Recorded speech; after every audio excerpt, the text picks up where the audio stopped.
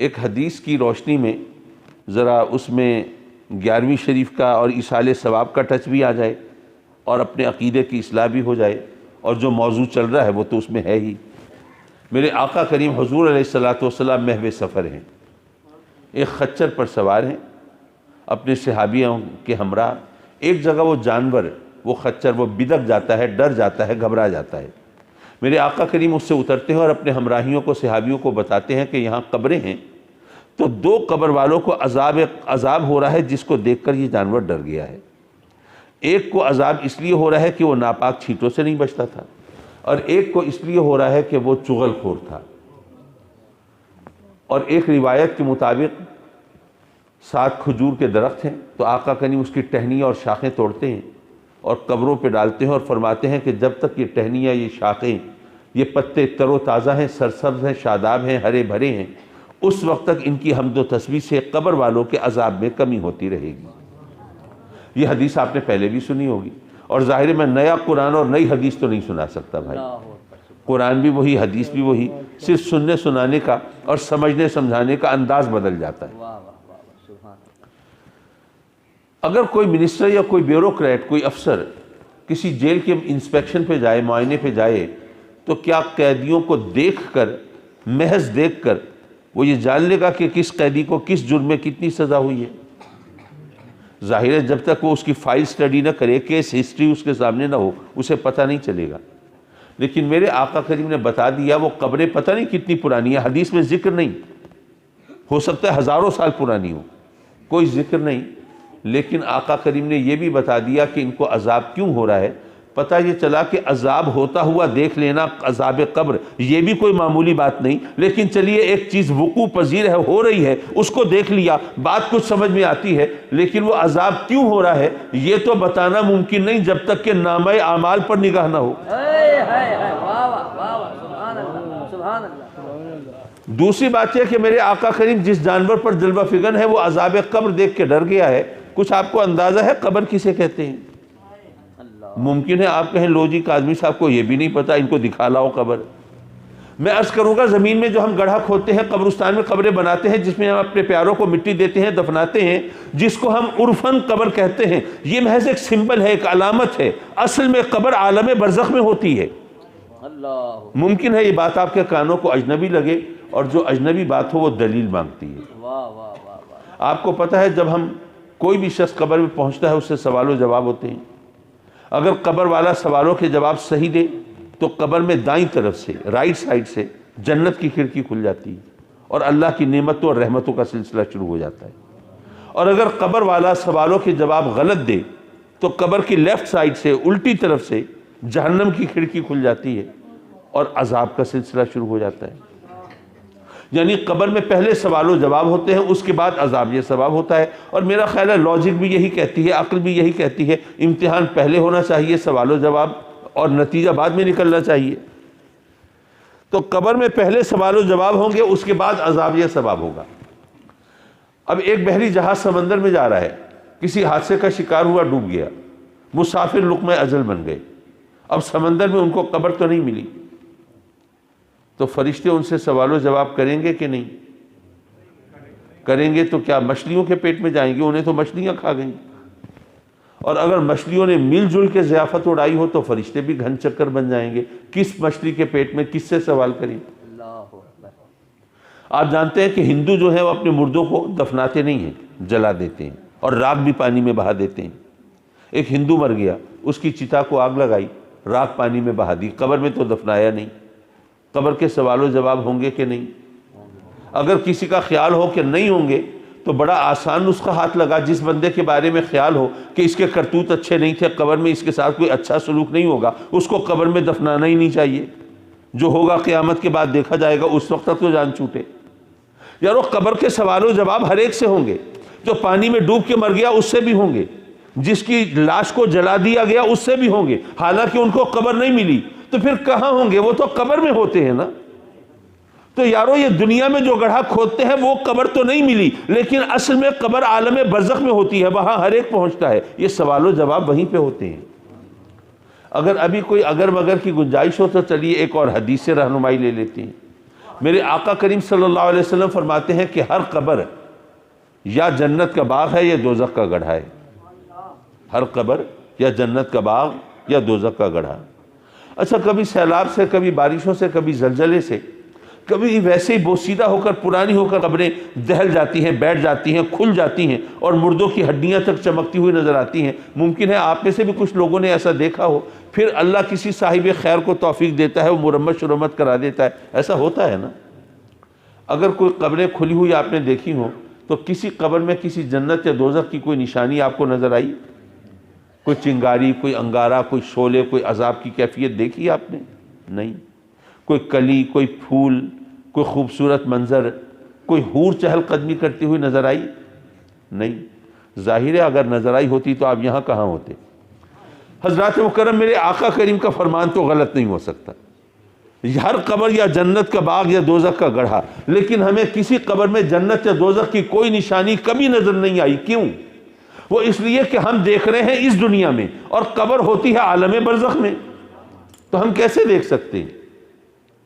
اچھا، بات تو تقریباً ہو چکی، لیکن چلیے ایک اور انداز سے میں اپنی بات عرض کروں تاکہ اگر کوئی لاجیکل مائنڈڈ، کوئی منطقی ذہن رکھنے والے لوگ ہوں تو ذرا ان کو اس سے زیادہ بات سمجھ میں آ جائے گی. دیکھیے، آپ حضرات تشریف فرما ہے تو آپ دیکھیے کہ ایک کی رائٹ سائڈ دوسرے کی لیفٹ سائڈ کے ساتھ ایسے ہی صفوں میں بیٹھتے ہیں نا. ایک کی دائیں طرف دوسرے کی بائیں طرف سے ملی ہوئی ہے. قبرستان میں قبریں بھی ایسے ہی بنی ہوتی ہیں، ایک کی لیفٹ سائڈ دوسرے کی رائٹ سائڈ سے ملی ہوئی ہوتی ہیں. فرض کریں یہ دو قبریں ہیں قبرستان میں. اچھا، میری جو رائٹ اور لیفٹ ہے میں اسی کا اعتبار کرتا ہوں. اس قبر کی رائٹ سائڈ یہ، اس کی لیفٹ سائڈ یہ، اس کی لیفٹ سائڈ یہ، اس کی رائٹ سائڈ یہ. فرض کریں اس قبر والے نے سوالوں کے جواب صحیح دیے، اس کی رائٹ سائڈ سے جنت کی کھڑکی کھل گئی. اس قبر والوں نے سوالوں کے جواب غلط دیے، اس کے لیفٹ سائڈ سے جہنم کی کھڑکی کھل گئی. اب یہ قبریں ساتھ ساتھ ہیں، یہاں سے جنت کی کھڑکی کھلی ہوئی ہے، یہاں سے جہنم کی کھڑکی کھلی ہوئی ہے. تو یارو، کیا جنت اور دوزخ اتنی چھوٹی ہیں کہ دو قبروں کے درمیان سما گئی ہیں؟ یہ سوچنے کی بات ہے. اب آپ کو بتایا ہوگا علماء نے، خطباء نے، واعظین نے، مقررین نے کہ جنت اور دوزخ ان کی وسعت کا عالم کیا ہے. تو دو قبروں کے درمیان تو نہیں سما سکتی. تو پھر یہ کیسے ممکن ہے؟ یہ اس طرح ممکن ہے کہ یہاں تو آپ دنیا میں دو قبریں اس طرح دیکھ رہے ہیں، لیکن اصل میں قبر تو عالم برزخ میں ہوتی ہے. تو وہاں کے فاصلوں کا اعتبار آپ یہاں پہ کیسے کر سکتے ہیں؟ تو اگر یہ بات آپ کی سمجھ میں آ گئی کہ قبر اصل میں عالم برزخ میں ہوتی ہے، تو اب ذرا غور کیجئے کہ جس جانور پر میرے آقا کریم جلوہ فگن ہیں وہ عذاب قبر دیکھ کے ڈر گیا ہے، تو یہ خیال مت کیجئے گا کہ زمین کے 4-6 فٹ نیچے تک اس کی نگاہ پینیٹریٹ کر گئی ہے، وہاں تک پہنچ گئی ہے اور اس نے زمین کے 4-6 فٹ نیچے وہ قبر میں عذاب ہوتے ہوئے دیکھ لیا ہے. ارے نہیں یارو، جس جانور پر سرکار تشریف فرما ہے اس جانور کی نگاہ عالم دنیا سے عالم برزخ تک پہنچ گئی ہے. جس جانور پر سرکار تشریف فرما ہو اس کی نگاہ عالم دنیا سے عالم برزخ تک پہنچ جاتی ہے. تو ذرا سوچئے کہ وہ شہزادے جو میرے آقا کریم کے کندھوں پہ ہوتے تھے ان کی نگاہ کہاں پہنچتی ہوگی، اور پھر خود میرے آقا کریم کی اپنی نگاہ کا عالم کیا ہوگا. اب اس حدیث کی روشنی میں ذرا فکر کا سفر جاری رکھتے ہیں. آقا کریم نے کھجور کی شاخیں، ٹہنیاں توڑی، قبروں پہ ڈالی اور فرمایا کہ جب تک یہ ٹہنیاں تر و تازہ ہے، سرسبز ہے، شاداب ہیں، ان کی حمد و تسبیح سے قبر والوں کے عذاب میں کمی ہوتی رہے گی. میرا سوال یہ ہے خاص طور پر علماء سے کہ جب یہ پتے سوکھ جائیں گے، ٹہنیاں خشک ہو جائیں گی، تو کیا حمد و تسبیح کرنا چھوڑ دیں گی؟ قرآن کی گواہی تو یہ ہے کہ کائنات کی ہر چیز حمد و تسبیح میں مشغول ہے، چاہے وہ خشک ہے یا تر ہے. کائنات کی کوئی چیز ایسی نہیں جو اللہ کی حمد و تسبیح نہ کرتی ہو. جب ہر چیز حمد و تسبیح کرتی ہے تو پتے سرسبز ہیں یا خشک ہو جائیں، حمد و تسبیح تو کرتے ہی رہیں گے. لیکن آقا کریم نے فرمایا کہ ان کی حمد و تسبیح سے قبر والوں کو فائدہ اس وقت تک ہوگا جب تک کہ یہ سرسبز ہیں، شاداب ہیں، ہرے بھرے ہیں. تو اس سے پتہ یہ چلا، ایک جواب تو ایک خطابی انداز کی دلیل ہے، اس میں ظاہر ہے کہ وہ علم کی گہرائی تو نہیں، لیکن جیسے مشتاق احمد یوسفی نے ایک جگہ لکھا ہے کہ پھپتی سے آدمی لاجواب تو ہو جاتا ہے، قائل نہیں ہوتا۔ تو یہ لاجواب کرنے کے لیے بتا رہا ہوں کہ یہاں پتہ چلا کہ پتے سوکھ جائیں گے، حمد و تسبیح تو پھر بھی کریں گے، لیکن پھر ان کی حمد و تسبیح سے قبر والوں کو فائدہ نہیں ہوگا۔ تو پتہ یہ چلا کہ خشک مولویوں کی حمد و تسبیح سے فائدہ نہیں ہوتا۔ لیکن جو بات میں کہنا چاہتا تھا وہ یہ ہے کہ یہاں پتہ چلا کہ حمد و تسبیح کرنے والوں کی دو قسمیں ہیں۔ ایک وہ جن کی حمد و تسبیح سے خود ان کو بھی فائدہ نہیں ہوتا، پھر قبر پر منو ٹنو پتھر اور مٹی بھی تو ہوتی ہے، وہ بھی تو حمد و تسبیح کر رہی ہے، ان سے نہیں ہو رہا فائدہ۔ یہ پتے سوکھ جائیں گے، ان کی حمد و تسبیح سے فائدہ نہیں ہوگا۔ یہ در و دیوار، یہ پتھر، یہ پہاڑ، یہ مٹی، یہ سب کچھ یہ اللہ کی حمد و تسبیح کر رہی ہے، تو کیا یہ قرب الہی کی منزلیں طے کر رہے ہیں؟ کیا ان کے مراتب میں اضافہ ہو رہا ہے؟ کیا ان کے درجات بلند ہو رہے ہیں؟ نہیں۔ اللہ کی طرف سے ڈیوٹی ہے، حمد و تسبیح تو کر رہے ہیں، لیکن کوئی اجر ثواب، کوئی حاصل حصول تو کچھ بھی نہیں ہے۔ تو حمد و تسبیح کرنے والوں کی دو قسمیں ہیں، ایک وہ جن کی حمد و تسبیح سے خود ان کو بھی فائدہ نہیں ہوتا، ایک وہ جن کی حمد و تسبیح سے دوسروں کو بھی فائدہ ہوتا ہے۔ تو پہلی بات تو یہ سمجھیے کہ یہ پتے، ان کی حمد و تسبیح سے قبر والوں کو فائدہ ہوتا ہے، تو یارو تم مسلمان ہو، کلمہ گو ہو، آقا کریم کے غلام ہو، کھجور کے پتے کیا اللہ کے ولی ہیں؟ کیا بزرگ ہیں؟ کوئی پہنچی ہوئی ہستیاں ہیں؟ پتے ہی ہیں نا۔ اگر کھجور کے پتوں کی حمد و تسبیح سے قبر والوں کو فائدہ ہوتا ہے تو اے کلمہ پڑھنے والوں، آقا کریم کی غلامی پر ناز کرنے والوں، کیا تمہاری قرآن خوانی حمد و تسبیح سے ان کو فائدہ نہیں ہوتا ہوگا؟ اور دوسری بات یہ پتہ چلی کہ آئندہ اگر کوئی آپ سے بحث کرنے لگے کہ نہیں جناب یہ ایصال ثواب سب بیکار ہے، مولویوں کے ڈھکوسلے ہیں، یہ قرآن پڑھنے سے اور جناب یہ ثواب بھیجنے سے کچھ فرق نہیں پڑتا، تو ان سے بحث میں کبھی مت الجھنا۔ وہ مسئلہ نہیں بتا رہے ہوتے، وہ صرف اپنی قسم بتا رہے ہوتے ہیں، وہ خود کون سی قسم میں سے۔ اس حدیث کی روشنی میں ایک نقطہ اور ہے، ذرا اس کو بھی ذہن میں جگہ دیجئے۔ میرے آقا کریم حضور علیہ الصلوۃ والسلام جب اس دنیا میں جلوہ فگن تھے، روئے زمین پر تشریف فرما تھے اور چشم فلک کے سامنے اپنے غلاموں کی محفلوں کو رونق بخشا کرتے تھے، اس وقت بھی تو دنیا سے لوگ رخصت ہوتے تھے۔ بھئی جس کا موت کا وقت آ گیا وہ دنیا سے چلا گیا، مسلمان ہے یا کافر، ہر ایک جاتا تھا۔ تو ان سے قبر میں آقا کریم کے بارے میں سوال ہوتا تھا کہ نہیں؟ ان سے بھی ہوتا تھا۔ میرے آقا کریم صلی اللہ علیہ وسلم تشریف فرما ہے اس دنیا میں، اور آپ کے بارے میں سوال ہو رہا ہے قبر میں، اور ابھی میں نے اتنی تفصیل سے عرض کیا کہ قبر عالم برزخ میں ہوتی ہے۔ یارو میرے آقا کریم تشریف فرما ہے اس دنیا میں، اور آپ کے بارے میں سوال قبر میں ہو رہا ہے جو عالم برزخ میں ہے۔ تو پتہ یہ چلا جب سرکار میرے آقا کریم اس دنیا میں جلوہ فگن تھے تو عالم برزخ سے دور نہیں تھے، تو آج اگر آقا کریم عالم برزخ میں تشریف فرما ہو تو اس دنیا سے دور کیسے ہو سکتے ہیں؟ یارو یہ جو عالموں کی تقسیم ہے، یہ عالم دنیا ہے، یہ عالم برزخ ہے، یہ عالم آخرت ہے، یہ عالم تحت ہے، یہ عالم فوق ہے، یہ عالم امر ہے، یہ عالم خلق ہے، یہ عالم خواب ہے، یہ عالم بیداری ہے۔ یہ عالموں کی تقسیم یارو تمہارے اور میرے لیے ہے، ہمارے نبی کے لیے نہیں۔ وہ اس لیے کہ رب کائنات نے ہمارے نبی کو تمام عالموں کے لیے رسول رحمت بنا کر بھیجا۔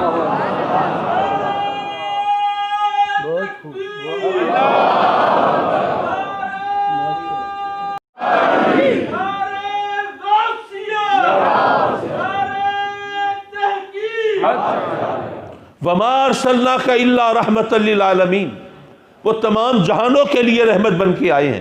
جب وہ تمام جہانوں کے لیے رحمت ہے تو ایک عالم میں ہو تو دوسرے عالموں سے دور کیسے ہو سکتی ہے؟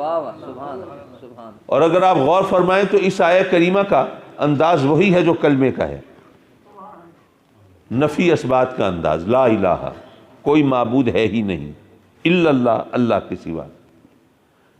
اگر اتنا کہہ دیا جاتا کہ اللہ ہمارا معبود ہے تو یہ بھی بات تو صحیح تھی، اللہ ہمارا معبود ہے، لیکن اس طرح نہیں کہا، بلکہ یوں کہلوایا لا الہ، کوئی معبود ہے ہی نہیں الا اللہ، اللہ کے سوا۔ علماء فرماتے ہیں حصر قائم ہوا، ما سوى المذکور کی نفی ہوئی، عوام کے پلے کچھ نہیں پڑا، کیا ہوا؟ تو چلیے عوام کو بتاتے چلیں، اگر یوں کہا جاتا کہ اللہ ہمارا معبود ہے تو ڈنڈی مارنے کی گنجائش نکل آتی۔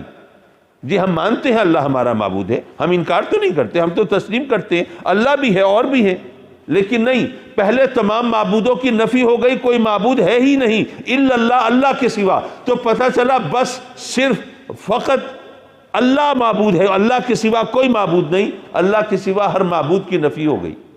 واہ واہ، سبحان اللہ، سبحان اللہ۔ اور یہاں پر میں ایک بات اور عرض کرتا چلوں، یہ ذرا کلمے کی طرف ہم نے پتہ نہیں توجہ دی بھی ہے یا نہیں دی، اور قرآن مجید کے اندر اب ہم مانتے ہیں نا کہ قرآن کا ایک ایک لفظ، ایک ایک حرف ہمارے لیے ہدایت کا پہلو رکھتا ہے، لیکن میں نے عام طور پر دیکھا ہے کہ قرآن میں جب لفظ قل آتا ہے تو اس سے ہم سرسری گزر جاتے ہیں، حالانکہ میرا دعویٰ ہے کہ قرآن میں جہاں بھی رب کائنات اپنے محبوب سے فرماتا ہے قل اے محبوب آپ کہہ دیجئے، وہاں ہدایت کا ایک نیا انداز ہمارے سامنے ہوتا ہے۔ واہ واہ، سبحان اللہ، سبحان۔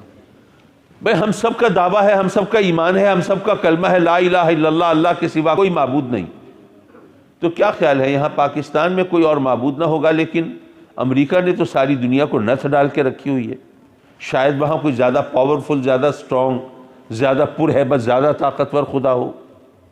ہم کہتے ہیں نہیں، پوری دنیا میں کوئی اور خدا نہیں، وہی وحدہ لا شریک۔ چلیے اس گلوبل ولیج میں، اس زمین پر، اس کرۂ ارض پر، اس دنیا میں جہاں ہم رہتے اور بستے ہیں، یہاں کوئی اور خدا نہ ہوگا، لیکن شاید چاند پر، سورج پر، ستاروں، سیاروں پر، اور کہکشاؤں میں، اور دنیاؤں میں، آسمانوں پر شاید کوئی اور خدا ہو۔ ہم کہتے ہیں نہیں، پوری کائنات میں بس وہی وحدہ لا شریک ہے، اس کے سوا کوئی اور خدا نہیں۔